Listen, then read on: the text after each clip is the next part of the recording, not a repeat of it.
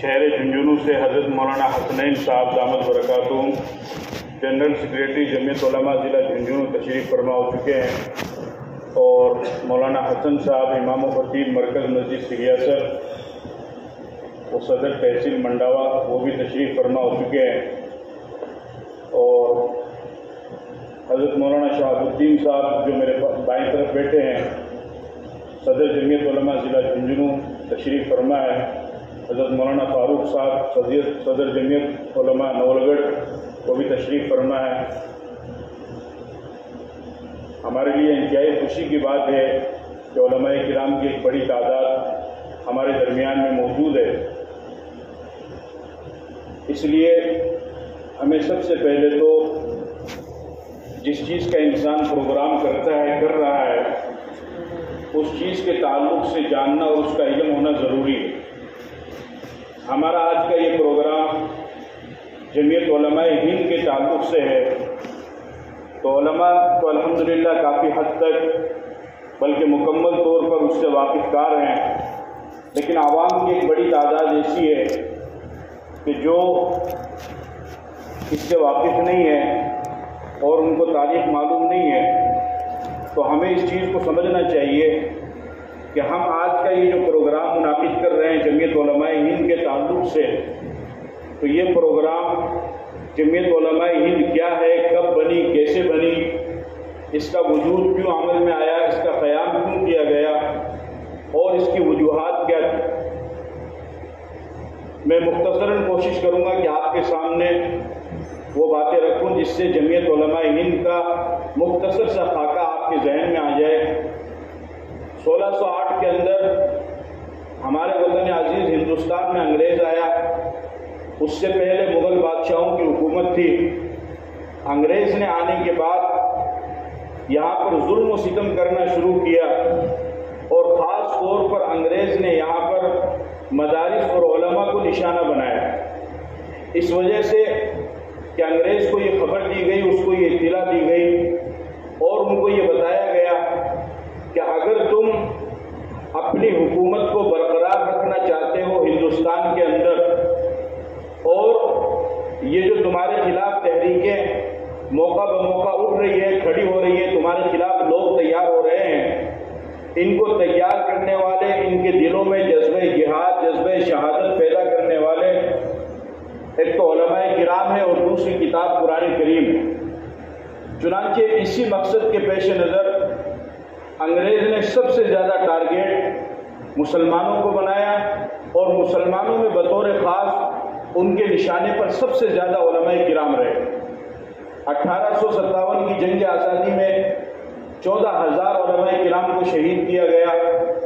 3 لاکھ نسخے قرآن کریم کے انگریز نے جلائے۔ ایک دن کے اندر تاریخ یہ بتاتی ہے کہ دلی کی چاندنی چوک میں 500 علماء کو پھانسی کے پھندے پر لٹکایا جاتا تھا، اور دلی کی جامع مسجد میں اسی طریقے سے خیبر پختونخوا پشاور وہاں تک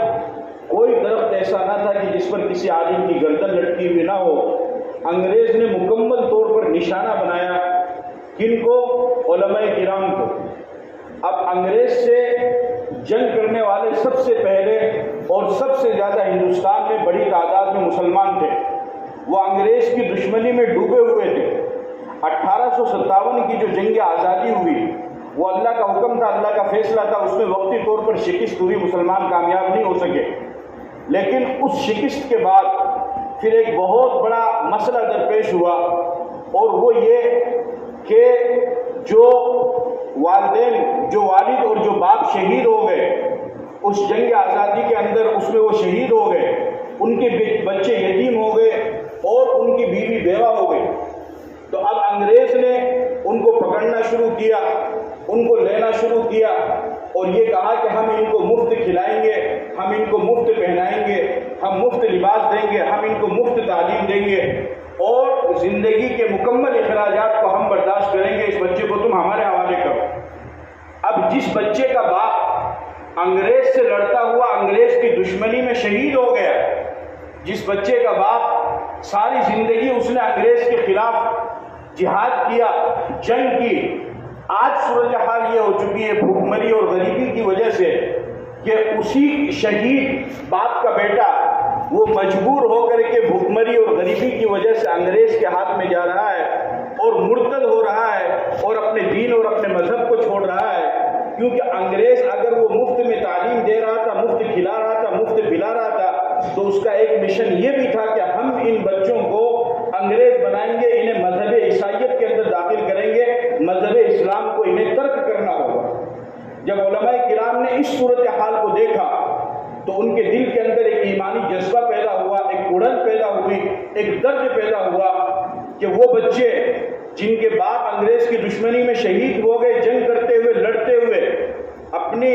اپنے جسم کے آخری سانس تک انہوں نے انگریزوں سے دشمنی کی اور انگریزوں سے لڑائی کی، آج ان کے بچے نعوذ باللہ مرتد ہو کر کے وہ انگریز کے ہاتھ میں جا رہے ہیں. تو اسی بنیاد کے پیش نظر حضرت مولانا قاسم نانوتوی رحمۃ اللہ علیہ نے دارالعلوم دیوبند کی بنیاد رکھی اور اس کا مقصد یہ تھا کہ ہم کسی طریقے سے ان بچوں کو، ان کے ایمان کو اور ان کے اسلام کو، ان کے کلمے کو ہم باقی رکھ سکیں. حضرت مولانا نانوتوی رحمۃ اللہ علیہ نے جب یہ بات کہی تو کسی نے سوال کیا کہ حضرت انگریز کی حکومت تو مشرق میں بھی ہے، مغرب میں بھی ہے، اس کی حکومت یہاں ہندوستان میں بھی ہے، وہاں برطانیہ میں بھی ہے، یہاں سورج غروب ہوتا ہے، وہاں سورج نکلتا ہے، وہاں نکلتا ہے، تو یہاں غروب ہوتا ہے، دونوں طرف ان کی حکومت ہے. انگریز کے پاس دولت بھی ہے، حکومت بھی ہے، سلطنت بھی ہے، صدارت بھی ہے، وزارت بھی ہے، عہدہ بھی ہے، پیسہ ہے، کسی چیز کی کوئی کمی نہیں ہے. وہ اگر یہ کہتا ہے کہ ہم ان بچوں کو مفت تعلیم دیں گے، مفت کھلائیں گے، مفت پلائیں گے، تو اس کا کہنا صحیح بھی ہے اور سمجھ میں بھی آتا ہے. لیکن یہ جو علماء ہیں یہ تو بوریا نشین تھے، یہ تو خاک نشین تھے. ان کا تو حال یہ تھا کہ ان کے پاس صبح کو کھانے کا تو شام کا انتظام نہیں، شام کو کھانے کا ہے تو صبح کا انتظام نہیں. حضرت نانوتوی رحمۃ اللہ علیہ سے سوال کیا گیا کہ آخر آپ ان بچوں کو مفت تعلیم کس طریقے سے دیں گے، مفت کیسے کھلائیں گے، مفت کیسے پہنائیں گے، اور ان کے اخراجات کو کس طریقے سے برداشت کریں گے؟ حضرت نے فرمایا کہ جس طریقے سے ایک چرواہا اور ریوڑ کو آواز دیتا ہے اور پورا کا پورا ریوڑ اس کے پاس میں جمع ہو جاتا ہے، اسی طریقے سے ہم مسلم قوم کے اندر جائیں گے اور مسلم قوم کے لوگوں کو ہم آواز دیں گے اور انہیں بتائیں گے، انہیں سمجھائیں گے کہ اگر آپ نے توجہ نہ کی اور اللہ نے جو آپ کو صاحب استطاعت، صاحب حیثیت بنایا ہے، صاحب ثروت بنایا ہے، اللہ نے آپ کو مال کی دولت سے نوازا ہے، اگر آپ نے ان بچوں کی طرف توجہ نہ کی تو دیکھو یہ بچے مرتد ہوتے جا رہے ہیں، دین اسلام کو چھوڑتے جا رہے ہیں، مذہب اسلام کو ترک کرتے جا رہے ہیں، کلمہ کو پس پشت ڈالتے جا رہے ہیں. ہم قوم کے لوگوں کے پاس جائیں گے، ان کو سمجھائیں گے، ان کو بتائیں گے. چنانچہ مسلم قوم کے جو مالدار حضرات تھے، جو صاحب ثروت تھے، جن کو اللہ نے نوازا پیسوں سے اور دولت سے، وہ آگے بڑھے اور انہوں نے تعاون کیا اور اس تعاون کی برکت سے پھر وہ بچے جو مرتد ہونے کی بالکل کگار پر تھے، دہلیز پر پہنچ چکے تھے، وہ بچے واپس پلٹ کر کے آئے اور ان کے تمام مکمل اخراجات کو برداشت کیا گیا اور برداشت کرنے کے بعد اس طریقے سے وہ بچے مرتد ہونے سے محفوظ ہو گئے. یہ دارالعلوم دیوبند کی برکت تھی، یہ دارالعلوم دیوبند کی برکت تھی کہ اتنا بڑا قدم حضرت نانوتوی رحمۃ اللہ علیہ نے اس وقت اٹھایا. پھر انگریز ہندو اور مسلم کے اتحاد سے، آپسی بھائی چارے سے اللہ نے وہ دن بھی دکھایا. 1857 میں تو بظاہر شکست ہو گئی تھی، لیکن 15 اگست 1947 کا وہ دن آیا کہ اللہ پاک نے ہم سب کو آزادی عطا فرمائی اور ہمارا ملک آزاد ہوا، ہندوستان آزاد ہو گیا. ہندوستان کی آزادی میں سب سے زیادہ کردار ادا کرنے والے اگر کوئی تھے تو وہ مسلمان تھے،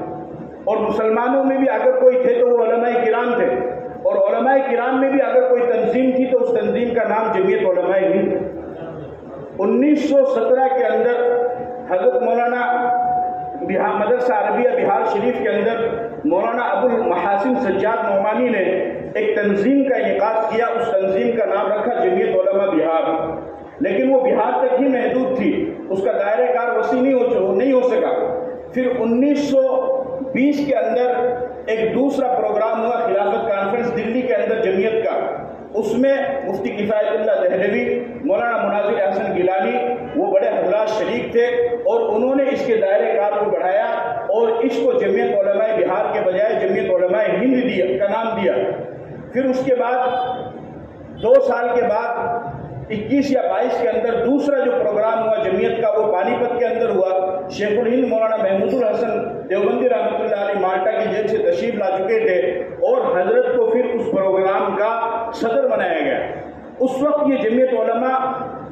گئی. 1919 کے اندر اس کا انعقاد ہوا. 1947 میں ملک آزاد ہوا.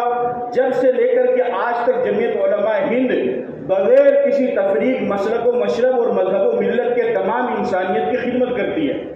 جمعیت علماء ہند کے جو بانی ہیں شیخ الہند مولانا محمود الحسن رحمۃ اللہ علیہ، شیخ الاسلام مولانا سید حسین احمد مدنی رحمۃ اللہ علیہ، مولانا عبید اللہ سندھی، مولانا جعفر تھانیسری، اس کے علاوہ جتنے بھی علماء کرام ہیں یہ تمام کے تمام مجاہدین آزادی ہے اور جنگ آزادی میں یہ سب سے آگے تھے، پیش تھے، برسر پیکار تھے. ملک کے آزاد ہونے کے بعد جمعیت علماء ہند نے یہ فیصلہ کیا کہ ہم سیاست میں حصہ نہیں لیں گے، ہمارا سیاست سے کوئی لینا دینا نہیں ہے. علماء کرام نے یہ کہا کہ ہمارا مقصد تو ہندوستان کو آزاد کرانا تھا، انگریز کے ظلم و ستم سے اس ملک کو کے لوگوں کو آزاد کرانا تھا، انہیں چھڑانا تھا. وہ مقصد الحمدللہ اب حاصل ہو چکا ہے. لہذا اب جنہیں حکومت کرنی ہے وہ حکومت کرے، لیکن جمعیت علماء ہند ایک تنظیم، مضبوط تنظیم، فریق مخالف کے طور پر بن کر کے سامنے ڈٹی رہی اور مسلمانوں کے جو بھی حالات ہوں گے اس کو جمعیت لوگوں کے سامنے پیش کرے گی. تو ایک تو بہت سارے لوگوں کے ذہن کے اندر یہ بات ہے کہ جمعیت علماء ہند کوئی سیاسی جماعت ہے. آپ اس ذہن کو صاف کر لیجئے، جمعیت علماء ہند کا راجنیتک سے، سیاست سے کوئی تعلق نہیں. اور یہ اس وجہ سے بھی میں کہہ رہا ہوں کہ جب کوئی امام اپنی مسجد کے اندر جمعیت علماء ہند کی تاریخ بتانا چاہتا ہے، اس کی کارکردگی بتانا چاہتا ہے، تو ہمارے بہت سارے حضرات جن کو جمعیت کی تاریخ کا پتہ نہیں ہے وہ یہ کہہ کر کے امام کو منع کر دیتے ہیں کہ بھئی یہ تو سیاسی جماعت ہے، تم اس کی بات کیوں کر رہے ہو؟ جمعیت علماء ہند سیاسی جماعت نہیں ہے، سیاست سے کوئی تعلق نہیں ہے. جمعیت علماء ہند تو انسانیت کی خدمت کرنے والی جماعت ہے. جمعیت علماء ہند تو انسانیت کی خدمت کرنے والی جماعت ہے. بہرحال اس کے بعد پھر ایسا ہوا کہ ملک آزاد تو ہوا، لیکن پھر ایسا بھی ہوا کہ ملک کا پارٹیشن بھی ہو گیا، ملک تقسیم بھی ہو گیا. محمد علی جناح نے پاکستان بنا لیا. اس بات کو آپ اچھی طرح یاد رکھو آج کے اس پروگرام میں کہ پارٹیشن کی سب سے زیادہ مخالفت اگر کسی نے کی تو جمعیت علماء ہند نے کی، سب سے زیادہ. شیخ الاسلام مولانا حسین احمد مدنی رحمۃ اللہ علیہ نے فرمایا کہ میں تو اس کو بالکل گوارا ہی نہیں کر سکتا ہوں اور میں تو اس کو ایک منٹ کے لیے بھی ماننے کو تیار نہیں ہوں کہ کسی بھی طریقے سے تقسیم کیا جائے، اس وجہ سے کہ جب پارٹیشن ہو جائے گا تو مسلمانوں کی طاقت تقسیم ہو جائے گی، کچھ یہاں رہ جائیں گے، کچھ ادھر چلے جائیں گے. اس لیے جیسے بھی حالات آئیں، جیسے بھی پریشانیاں آئیں، جیسی بھی تکلیفیں آئیں، جیسا بھی ظلم و ستم ہو، سب یہیں پر رہ کر کے ہم برداشت کریں گے، یہیں پر رہ کر کے قانونی دائرے میں، جمہوریت کے دائرے میں ہم اس کا حل نکالیں گے، لیکن پارٹیشن نہیں کریں گے. تقسیم ہند کی مخالفت سب سے پہلے اور سب سے زیادہ جمعیت علماء ہند نے، سب سے پہلے. وہ بالکل اس کے قائل نہیں تھے. بہرحال جو اللہ کی مرضی تھی وہ ہوا، تقسیم بھی ہوا اور پارٹیشن بھی ہوا اور ایک الگ ملک بھی بن گیا. لیکن بہرحال اس کے بعد سے جمعیت علماء ہند اب تک جتنے بھی مظلوم ہیں، فساد زدگان ہیں، ان تمام کی خدمت کرتی ہے اور اس کی ایک لمبی تاریخ ہے. آپ اس کو گوگل پر بھی سرچ کر سکتے ہیں، یوٹیوب پر بھی دیکھ سکتے ہیں اور باقاعدہ اس کی کتابیں بھی چھپی ہوئی، اردو میں بھی، انگریزی میں بھی، ہندی میں بھی اس میں جمعیت کی مکمل تاریخ ہے اور جمعیت کی تاریخ کے بارے میں بتایا گیا ہے. اور آج بھی جب کبھی بھی مسلمان پر جہاں کہیں پر بھی کسی بھی طرح کے کوئی بھی حالات آتے ہیں تو سب سے پہلے برسر پیکار جمعیت علماء ہند ہی سامنے آتی ہے اور وہی ان حالات کا مقابلہ کرتی ہے. ابھی پچھلے دنوں آپ کو معلوم ہے کورونا لاک ڈاؤن کے درمیان تبلیغی جماعت کو ذمہ دار بنایا گیا، مرکز نظام الدین کو ذمہ دار بنایا گیا. وہ ایسی کنڈیشن تھی، ایسی صورتحال تھی کہ اس وقت کوئی بڑا سے بڑا آدمی، بڑی سے بڑی تحریک، بڑی سے بڑی انجمن، بڑی سے بڑی تنظیم سامنے آنے کو تیار نہیں تھی. کوئی سامنے نہیں آ رہے تھے، سب چھپے ہوئے تھے. لیکن واحد ایک جماعت جمعیت علماء ہند تھی جو سامنے آئی اور جس نے سامنے آ کر کے یہ کہا کہ نہیں، کورونا کے پھیلنے کے ذمہ دار کورونا کے پھیلنے کے ذمہ دار تبلیغی جماعت نہیں. سرکار کے سامنے یہ بات رکھی اور مرکز نظام الدین کو بند کر دیا گیا. تو وہاں پر جتنے ساتھی پھنسے ہوئے تھے ان تمام کو ظفر مارگ دہلی میں اپنے دفتر میں بلانا اور ذاکر نگر اوکھلا میں یا دوسری جگہ جو بھی مقامات تھے ان تمام مقامات پر ان کا انتظام کروانا، یہاں تک کہ بیرون ممالک کی جو جماعت آئی تھی ان تمام جماعت والوں نے بھی حضرت مولانا محمود اسعد مدنی دامت برکاتہ ان کا شکریہ ادا کیا کہ ایسی پریشانی کے عالم میں آپ نے ہمارا ساتھ دیا، اور اس طریقے سے انہوں نے جمعیت کا شکر ادا کیا کہ اس انڈونیشیا اور ملیشیا کی جماعت کے ساتھی کے آنکھوں سے بھی آنسو جاری ہو گئے کہ آپ نے ہماری مدد کی ہے۔ تو جمعیت علماء کی یہ تاریخ ہے،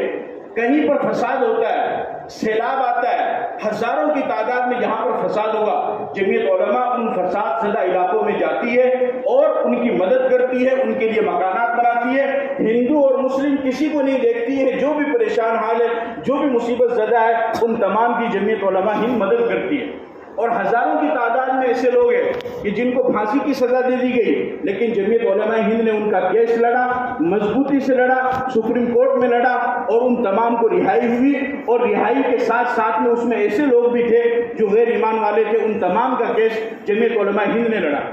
علماء کرام چونکہ یہاں پر تشریف فرما ہے، اگر آپ جمعیت علماء ہند کی کارکردگی کو دیکھنا چاہتے ہیں تو اس کی تو بہت لمبی تفصیل ہے، میں صرف ایک مثال آپ کے سامنے پیش کرتا ہوں۔ گجرات کے رہنے والے ہیں مفتی عبدالقیوم صاحب، اکشردھام مندر پر حملہ ہوا تو اس وقت بہت ماحول خراب ہوا، مفتی عبدالقیوم صاحب کو گرفتار کیا گیا اور وہاں گجرات کے ہائی کورٹ سے ان کو پھانسی کی سزا دے دی گئی، لیکن گجرات کی جو جمعیت کے ذمہ دار تھے انہوں نے ان کا کیس سپریم کورٹ میں لڑا، اور سپریم کورٹ سے 11 سال کے بعد بھی باعزت وہ رہا ہوئے۔ تو رہا ہونے کے بعد مفتی عبدالقیوم صاحب نے ایک کتاب لکھی ہے، اس کتاب کا نام ہے 11 سال سلاخوں کے پیچھے۔ ہر عالم کو اس کتاب کا مطالعہ کرنا چاہیے۔ 11 سال سلاخوں کے پیچھے انہوں نے وہ کتاب لکھی، اس کتاب میں ان کے ظلم و ستم کو انہوں نے بیان کیا ہے۔ یعنی اس طریقے سے مفتی صاحب کو تکلیف دی گئی کہ وہ اندر آپ اور میں تو سوچ بھی نہیں سکتے، یہ پائجامہ نیچے سے باندھ کر کے اوپر سے کھول کر کے اس کے اندر چوہے کو داخل کر دینا اور پھر پائجامے کو بند کر دینا، یہ مفتی صاحب کے ساتھ کیا گیا ہے۔ پاخانے کے راستے میں مضبوط موٹا ڈنڈا اس کو پاخانے کے راستے میں داخل کر دیا جاتا اور باہر نکالا جاتا، اور پورے جسم کو لہو لہان کر دیا گیا، اور اس طریقے سے مارتے تھے جس طریقے سے بچے گدے کو مزہ لے کر کے بجاتے ہیں، اس طریقے سے بجاتے تھے۔ آپ اس پوری کتاب کا مطالعہ کریں، اس کا کیس جمعیت علماء ہند نے سپریم کورٹ میں لڑا، اور 11 سال کے بعد میں اللہ پاک نے ان کو سپریم کورٹ سے جمعیت علماء ہند کی خدمت اور محنت کی وجہ سے ان کو عزت عطا فرمائی۔ تو یہ جمعیت علماء ہند کی مختصر تاریخ ہے۔ آج بھی جہاں کہیں پر بھی جس طریقے سے بھی فساد ہوتا ہے یا ظلم ہوتا ہے یا مسلمانوں کے اوپر کوئی حالات آتے ہیں تو اس کا تقابل کرنے کے لیے اور اس کے لیے کوئی لائحہ عمل تیار کرنے کے لیے، اس کا مقابلہ کرنے کے لیے سب سے پہلے اگر کوئی تنظیم آتی ہے تو وہ جمعیت علماء ہند کی تنظیم۔ اس لیے ہمارا یہ فرض بنتا ہے کہ ہم علماء کرام بھی اور عوام الناس بھی جمعیت علماء ہند کی تاریخ کو پڑھیں، سمجھیں، لوگوں کو بتائیں، اور ہم اس کی کوشش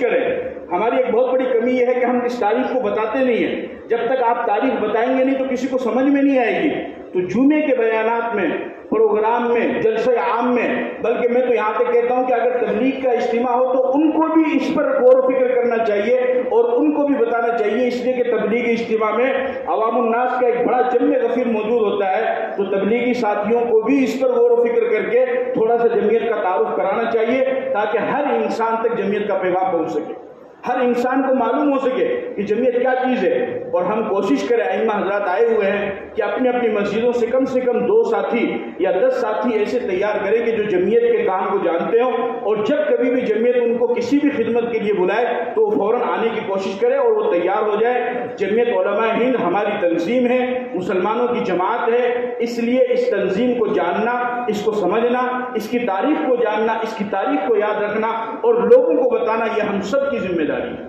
یہ جمعیت علماء ہند ہے جس کی مختصر تاریخ میں نے آپ کے سامنے پیش کی ہے، اور اسی کا آج پروگرام ہے، اسی کے سلسلے میں ہم سب یہاں پر جمع ہوئے ہیں۔ اللہ پاک عمل کی توفیق عطا فرمائے۔